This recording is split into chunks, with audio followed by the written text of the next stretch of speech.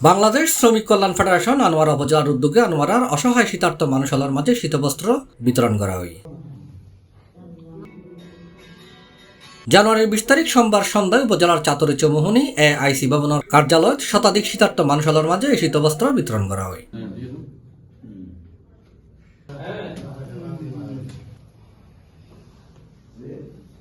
এই সময় বাংলাদেশ জামায়াত ইসলামী 8 নম্বর চাতরি ইউনিয়ন শাখার সভাপতি মাওলানা গিয়াসউদ্দিনের সভাপতিত্বে প্রধান অতিথি আছেন বাংলাদেশ শ্রমিক কল্যাণ ফেডারেশন আনোয়ারা উপজেলার সভাপতি নাসিরউদ্দিন শাহ। অন্যান্যের মাঝে উপস্থিত আছেন উপজেলা শ্রমিক নেতা দেলোয়ার হোসেন, মোহাম্মদ সানাউল্লাহ খান ও শ্রমিক কল্যাণ ফেডারেশন 8 নম্বর চাতরি ইউনিয়ন শাখার সভাপতি আজাদ হোসেন আমি সহ আরো বহুজন।